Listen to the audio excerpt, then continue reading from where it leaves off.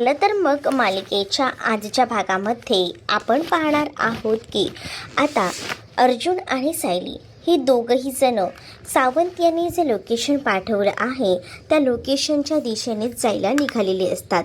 तेवढ्यातच समोरून इन्स्पेक्टर सावंत दिसतात. सावंत दिसल्याबरोबर आता अर्जुन त्याला प्रश्न विचारत असतो आणि तुम्ही ज्या पद्धतीने मला लोकेशन सांगितलं आहे तेच हे लोकेशन आहे, म्हणजे आपण बरोबर दिशेला जातोय. पण अजूनही मिसेस किल्लेदार यांचा आपल्याला तपास लागलेला नाही.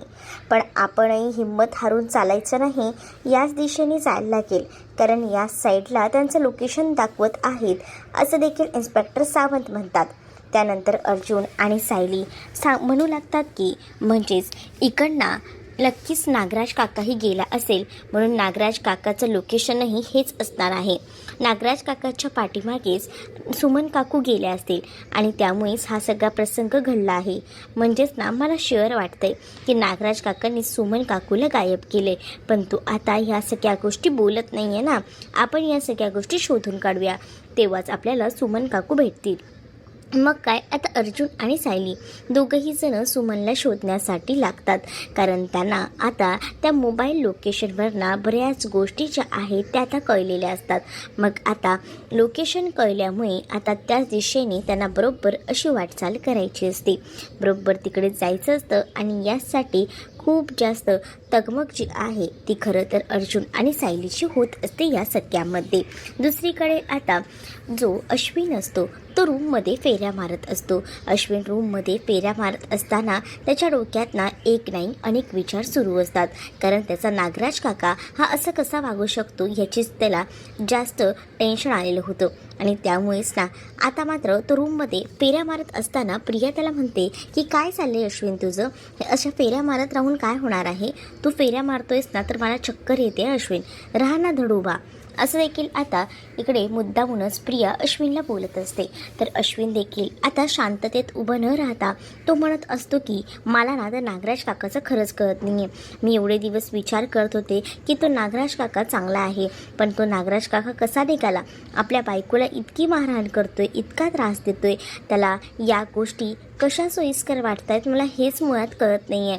कारण काही झालं ना तरीसुद्धा या सगळ्या गोष्टी ज्या आहेत ना त्या भयंकर आहेत आणि त्यामुळेच ना मला टेन्शन आलं आहे. कारण नागराज काका हा असा असू शकतो यावर विश्वास नाही, कारण किल्लेदार यांचं जे वागणूक आहे म्हणजेच रविराज काका यांनी आतापर्यंत किती छान छान असे संस्कार केलेले आहेत आणि त्यांचं वागणं बघून आणि ह्यांचं वागणं बघून कुठेच वाटत नाही की हे सगळं असं आहे. तर दुसरीकडे मात्र आता प्रिया मनातल्या मनात म्हणत असते की तुला तर आता फक्त एवढाच कांड कळला रे, त्या नागराजचे जर सगळे कारनामे वाचले ना तर तुम्ही लोक इथे चक्कर येऊनच पडाल, असं देखील आता प्रिया बोलत असते. तर दुसरीकडे मात्र आता अश्विन जो आहे ना तो मात्र आता चुकून का होईना बोलून जातो.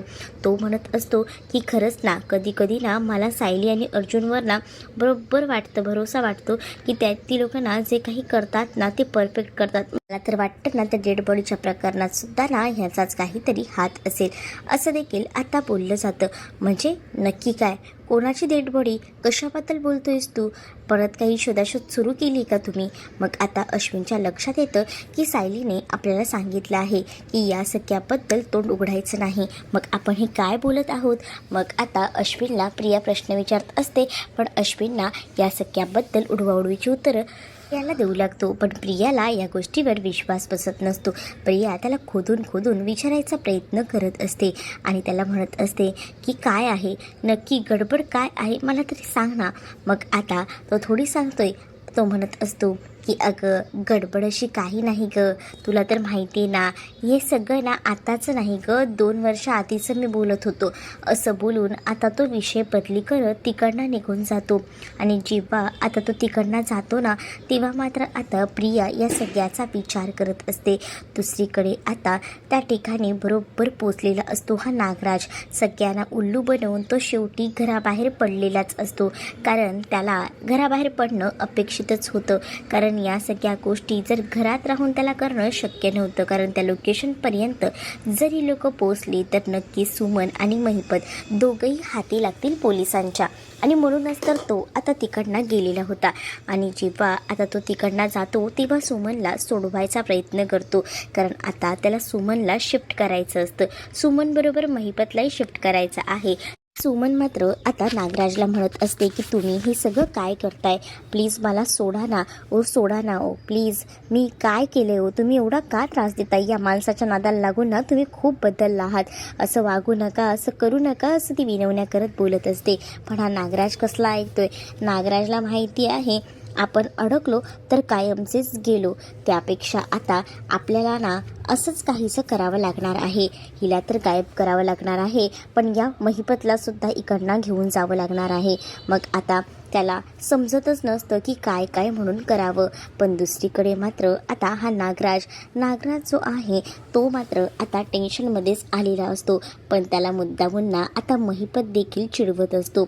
महिपत आता नागराजला म्हणत असतो की काय चाललंय, काय आता टेन्शन आलं असेल ना, दोघांना कसं घेऊन जायचं, काही ह्या सुमनलाच हलवतोय फक्त तू.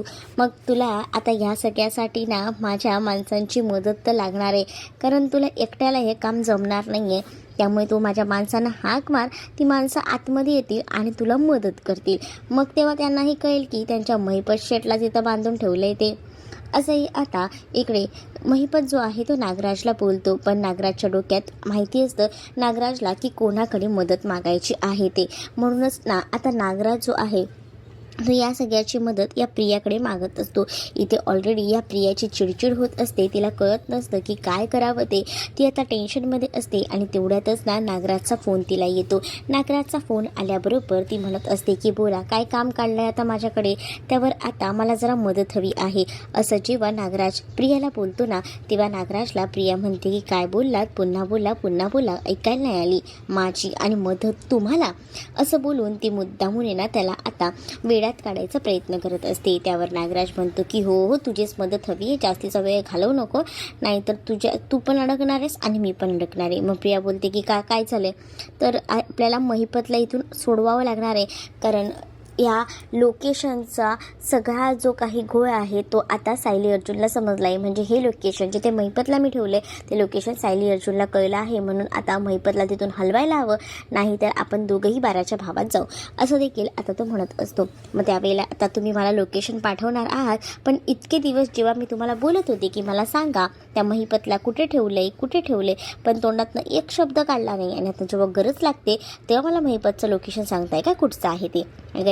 जास्त डोकं खाऊ नको, मी पहिल्यांदाच सांगतोय. आता लवकरात लवकर ह्याला इथून हलवायचं आहे, नाहीतर दोघंही जण जाऊ, लवकर ये, असं देखील आता तो तिला म्हणत असतो. पण एवढं लक्षात ठेव, यायचं असेल तर नीट ये, व्यवस्थित ये, कारण आपल्याला इथून हलवायचं आहे. मला एक सांग, सुमन काकू कुठे, प्रिया विचारते. बघ आता तुझं सांगितलं नाही ना मला, तर तू बाराच्या भावात जाणार आहेस, तर बघ मग मी पण तुला कसं लटकवते ते. त्यामुळे आता सुमनना ही तेच आहे महिपतसोबत, त्या सुमनला सुद्धा शिफ्ट करायचं आहे. पण म्हणूनच तर म्हणतोय आधी सुमनला शिफ्ट करतो आणि मग महिपतला. पण या सगळ्या गोष्टी एकत्र पॉसिबल होणार नाही आहे, यासाठी मी तुला बोलवतोय. पटकन ये, चल लवकर ये. आणि एवढं लक्षात ठेव की सुमन इथे आहे म्हटल्यावर तुझं तोंड तुला वेगळ्या पद्धतीने झाकून घ्यावं लागणार आहे, म्हणजे तिनेही तुला बघू नये, नाहीतर तिने तुला बघितलं तर पुन्हा प्लॅनचे 12 वाजणार आहेत, एवढंही लक्षात ठेव. कारण या प्लॅनमध्ये तन्वी सामील नाही आहे, हेही माहिती आहे, असं देखील आता प्रियाचंही म्हणणं असतं. प्रिया म्हणते की ठीक आहे, ठेवा फोन, मी येते, काय करायचं आहे ते बघूया. आणि हो, आता जास्त बडबड करू नका, गडबडही घालू नका, आपण करूया प्रयत्न तिकडनं हलवायचे, मी येतेच थोड्याच वेळात, असं देखील आता ती सांगू लागते. आणि जेव्हा ती या सगळ्या गोष्टी नागराजला सांगते तेव्हा नागराज म्हणतो वेळ कुठेही घालवू नको, पटकन ये, कारण आपल्याला ह्या सगळ्या गोष्टी पटापट फास्ट फॉरवर्डमध्ये करायच्या आहेत, कारण जर उशीर झाला ना तर प्रॉब्लेम होऊ शकतो, असं देखील आता म्हटलं जातं. मग या सगळ्या गोष्टी सांगितल्याबरोबर आता इकडे प्रिया म्हणत असते की काळजीच करू नका, येते मी, आता कशी तुम्हाला माझी गरज लागली, त्यामुळे आता तुम्ही मला विचारायला तरी आलात, मग आता मला तर तुमच्या मदतीला यावंच लागेल ना, नाही तर मग कसं चालेल. आता प्रिया नागराजला बोलते आणि त्यानंतर मात्र आता प्रिया हेही नागराजला बोलते, आता कसं तुम्ही मला सांगितलं तसंच ना सगळ्या गोष्टी ना अशाच मला सांगत जा. अशा कशा गोष्टी सांगितल्या ना तर बरं वाटतं ना, म्हणजे मलाही कळतं की तुम्ही आता माझ्यासोबत सगळ्या गोष्टी शेअर करताय. ते इथे आता नागराज म्हणतो की चल बाबा आता वेळ घालवू नको, उशीर झालाय ऑलरेडी, आपल्याला निघायला हवं असं देखील आता म्हटलं जातं. प्रिया आता पटकन निघते. निघत असताना तिला पूर्णाची थांबवतात आणि पूर्णाची आता म्हणत असतात की कुठे निघाली आहेस. त्यावर आता प्रिया म्हणते की तुम्हाला मी म्हटलंय ना जाताना कधीही कोणत्याही माणसाला विचारायचं नाही की तो कुठे चालला आहे, तो काय करतो आहे ते, त्यामुळे ना लक्षात असू दे असं देखील आता प्रिया अन्नपूर्णा आजींना बोलत असते. तर अन्नपूर्णा आजी देखील आता एकदमच रागात असतात आणि त्या म्हणतात की घरातली कामधंदे सोडून तुला बाहेर जाणं कसं जमतं गं, तुला मी सांगितलं आहे ना कुठेही जायचं नाही, तर आता तुला घरातच थांबावं लागेल. पण बाहेर जात असताना कधीही कोणाला अडवायचं नसतं, या तुमच्या थोरल्या सुनबाईच म्हणतात ना. मग आता मला काच अडवताय, आता घरातली कामंही तुला करायला हवीत, घरातली कामं नाही करून कशी चालणार आहेत. पटकन जा आणि घरामध्ये कामं पडली आहेत, सायलीने बाकी केलं आहे पण चपात्या करायच्या बाकी आहेत, पटकन कणिक मळ आणि चपात्या कर असं देखील आता सांगितलं जातं. या सगळ्या गोष्टी सांगितल्यामुळे प्रिया आता नाही नाही म्हणत असते, पण पूर्णाजीने आता तिच्यावर जबरदस्ती केल्यामुळे तिच्याकडे सुद्धा कोणताही ऑप्शन उरत नाही, तिलाही जाऊन आता पोळ्या वगैरे कराव्याच लागतात. मग आता प्रियाची खूप जास्त चिडचिड होत असते, कारण आता तिला हे सगळं काही नको असतं आणि म्हणूनच ती आता म्हणत असते की मला काय करायला लावतं आहे, तिथे जाऊन एकतर पोचायचं आहे. तर नागराजने सुद्धा मला लवकर यायला सांगितले आणि आता हे सगळं काही असा विचार ती करत असते. पण आता पूर्णाची तिथेच उभी असते, त्यामुळे आता तिकडनं काही प्रियाला सटकता येत नसतं. दुसरीकडे अस्मिता ही आपल्या रूममध्ये बसलेली असते आणि अस्मिता जरा टेन्शनमध्येच असते. पुन्हा आता ती त्यात तंद्रीत जाते, तेव्हा आता कल्पना तिथे येते आणि कल्पना अस्मिताला म्हणत असते की अस्मिता काय झालं आहे, कसला विचार करतेस, तुला सांगितले ना जास्त स्ट्रेस घेऊ नको. त्यावर अस्मिता म्हणते की बघ ना मम्मा, आपल्या घरात कसं चाललंय ना, मला असं का वाटतंय की आपल्या घराला कोणाची नजर लागली का, म्हणजे बघ ना आधी किती छान होतं आपलं घर, हसतं खेळतं, पण आता एकावर एक संकट येतातच आहे. तू नागराज काकांचंही बघ ना, म्हणजे सुमनला किती त्रास होतोय, सुमन काकूला, तरीसुद्धा बिचारी ती सगळं सहन करत होती आणि इथे आपल्या घरात हा माणूस सैतान, ह्याचं हे जे सत्य कळलंय ना मला, तेव्हापासून ना नको नको झालाय जीव, सतत ना चेहऱ्यासमोर ना तेच येत राहतं. म्हणजे तो त्या मुलीच्या मिठीत होता, त्यांचं जे प्रकरण चालू असतं रस्त्यावर, ते सगळं काही मला आठवत राहतं आणि मग त्याचा सगळ्याचा मला त्रास होतो. मग आता कल्पना अस्मिताला समजावते आणि अस्मिताला सांगत असते की शांत हो शांत हो, या सगळ्याचा इतका विचार करू नकोस आणि ह्या सगळ्याचे परिणाम तुलाही माहिती आहेत ना, बाळावर होणार आहेत, मग एवढा सगळा विचार करू नको आणि स्ट्रेस घेऊ नकोस असं देखील कल्पना आता अस्मिताला सांगू लागते.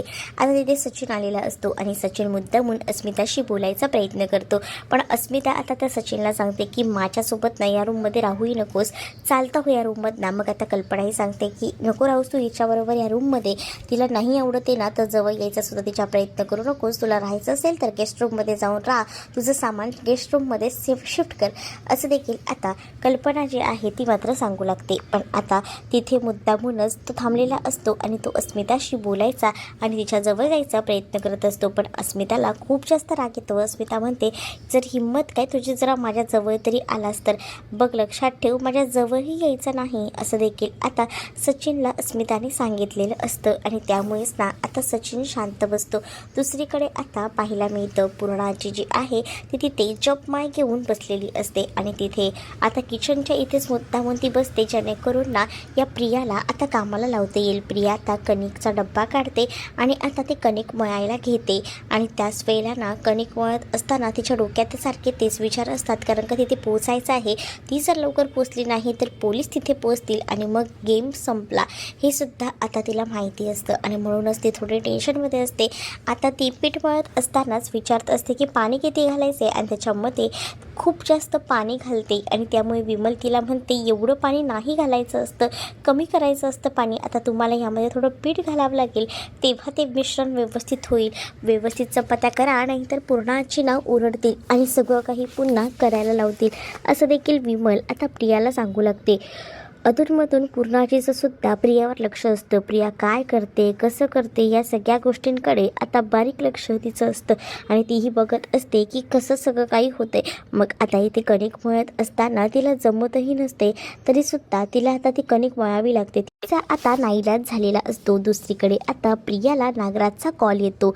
नागराज प्रियाला म्हणत असतो की निघालीस का, ये ना लवकर, कुठे राहिली आहेस, खूप वेळ झाला अजूनही तू आली नाही आहेस. तर प्रिया आता अनुष्का, अगं मी निघतच होते, पण या पूर्णाचीला ना माझ्या हातच्या चपात्या खायच्या होत्या, म्हणूनच मी चपात्या करत आहे असं बोलून ती नागराजला या सगळ्या गोष्टी सांगायचा प्रयत्न करत असते. मग आता नागराजही म्हणत असतो की ही म्हातारीसुद्धा आताच तडमडायची होती का तुला चपात्या कर सांगायला, काही म्हातारी पण ना खरंच. मग आता इकडे जो नागराज आहे तो म्हणत असतो की चला लवकर ये, कारण उशीर झाला आहे ऑलरेडी ना. इथे हवालदारही मला दिसत आहेत. मग आता हवालदार दिसल्याबरोबर नागराजची बोलती बंद होते. तर आता इकडे असणाऱ्या या प्रियालासुद्धा कळतं की तिथे हवालदार आले आहेत, म्हणजे आता बरोबर पोलीस जे आहेत ते त्या लोकेशनला पोचलेले आहेत. आणि त्यामुळेच ना आता प्रियाची सुद्धा घालमेल होत असते. प्रिया कणकेचं पीठ वगैरे पूर्ण मळते आणि त्यानंतर आता तिचं लक्ष जातं समोर. पूर्ण आजी तर डोळे बंद करून जप करत आहेत. मग तोपर्यंत ही चांगली संधी आहे इथून सटकायची असा विचार ना तिच्या डोक्यामध्ये येत असतो. ती नागराजचा फोन लगेचच ठेवते आणि मात्र आता ती पूर्णाजीकडे नीट बारकाईनं पाहते. पूर्णाजी आता त्या व्रत करत असतात आणि म्हणजेच ना ते जपमाळ करत असतात, त्यांचं लक्ष नसतं, डोळे बंद असतात. त्या संधीचा फायदाही प्रिया घेते. ती विमलला सांगते की मी कणिक मळून ठेवलं आहे, त्या कणकीच्या चपात्या कर, पण मी आता जाते. अहो पण ऐका ना मी काय म्हणते, असं देखील आता विमल प्रियाला बोलत असते. पण प्रियाला ऐकून काही घ्यायचं नसतं. प्रियाने ठरवलेलं असतं की आता तिथे पोचणं खूप जास्त गरजेचं आहे. प्रिया आता तिला सगळ्या इन्स्ट्रक्शन देते आणि त्यानंतर गुपचूपपणे बॅग वगैरे घेते आणि बाहेर सटकते. पूर्णाचीचे डोळे बंद आहेत ना तोपर्यंत इथे प्रियाने डाव साधलेला असतो. दुसरीकडे मात्र आता सचिनला कल्पना आणि अस्मिता दोघींनीही सांगून टाकलेलं असतं की तू इथे थांबू नकोस, तू आतमध्ये निघून जा गेस्ट रूममध्ये. मग आता गेस्ट रूममध्ये असं का करताय तुम्ही, मला पण माझ्या अस्मीसोबत माझ्या बाळासोबत राहायचं आहे असाही विचार ना आता सचिन करत असतो. पण त्याला हे सगळं वरच्यावर वाटत असतं. जेच ना तो काही या अस्मीवर प्रेम करत नसतो ना त्या बाळावर, त्याला फक्त ना आता ती सॅम हवी आहे आणि म्हणूनच ना तो आता गप्प असतो. पण दुसरीकडे पाहायला मिळतं आता अस्मिताला कल्पना तिकडनं घेऊन जात असते तरी तो सांगत असतो की अस्मी सावकाशा असं बोलत असतो तो. मग आता अस्मिता म्हणते मी पुन्हा यायच्या आत ना तू इथून गायब व्हायचं, मी तुला पहिलेच सांगते, मला तू रूममध्ये सुद्धा नको आहेस. आणि असं बोलून त्याला ती तिकडनं जायला सांगते. जेव्हा आता ती त्याला तिकडनं जायला सांगते तेव्हा सचिन म्हणत असतो की काय करू अस्मिता तुझं, खरंच ना म्हणजे तू आता मला इथून जायला तर सांगतेस, पण माझं मन आहे ना खरंच खातं आहे, कारण ना मी तर जाईन, मला तर आताही असं वाटते की माझ्या घरी जाऊ, पण घरी गेल्यानंतर माझे आई बाबा त्यांना खाऊ पिऊ घालायला माझ्याकडे पैसे नाहीत, त्यामुळे मला आता सुभेदारांकडे राहावं लागणार आहे. नाईलाज आहे माझा सुभेदारांकडे राहणं हे, त्यामुळे मी आता तर राहतोय. पण ह्या सुभेदारांच्याकडनं सॅमची तर माहिती मिळवणार आणि त्याचनंतर या सुभेदारांना असा नाचपेन ना की बघतच बसा, असं देखील आता हा सचिन म्हणत असतो. आणि त्यानंतर त्याच्या फोनवर लगेचच त्याच्या सॅमचाच म्हणजे साक्षीचा कॉल आलेला असतो. साक्षीचा कॉल आलाय म्हटल्यावर तो लगेचच तो कॉल रिसीव्ह करतो. दुसरीकडे आता सायली अर्जुन त्या लोकेशनला पोचलेले असतात आणि आता हे लोकेशन इथे असताना पुढे गॅरेजच्या इथे दाखवत आहे. म्हणजेच आता पुढे आपल्याला असंच चालत जायचं आहे.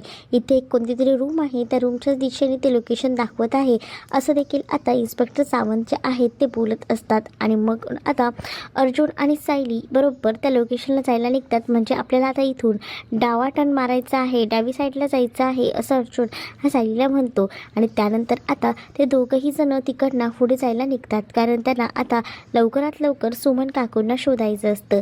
सुमन काकूंना शोधणारे सायली आणि अर्जुन पूर्ण दिवसभर बाहेरच फिरत असतात, कारण त्यांना सुमन काकूंना शोधणं सुद्धा तितकंच गरजेचं होतं. ते दोघंही जण त्या लोकेशनला जायला निघतात आणि इन्स्पेक्टर सावंत देखील त्यांच्यासोबत असतात.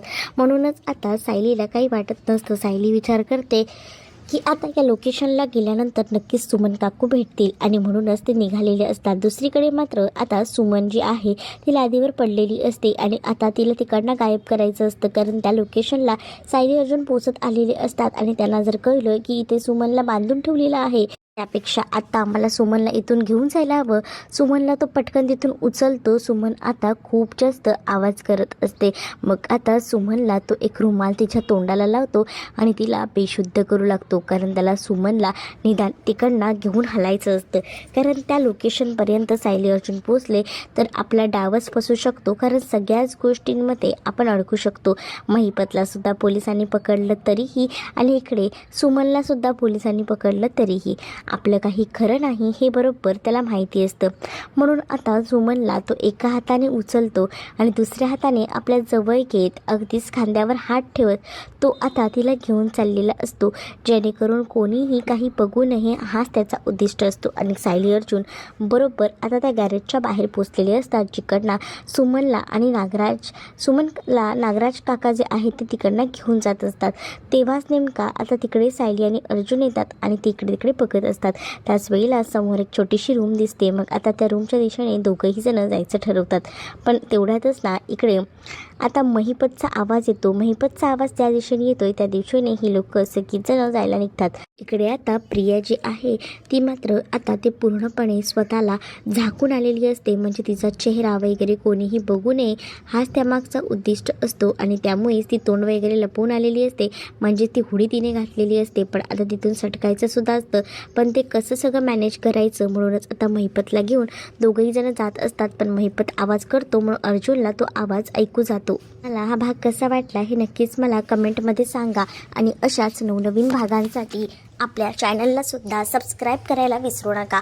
चला तर मग भेटूया पुढच्या भागामध्ये. तोपर्यंत टाटा बाय.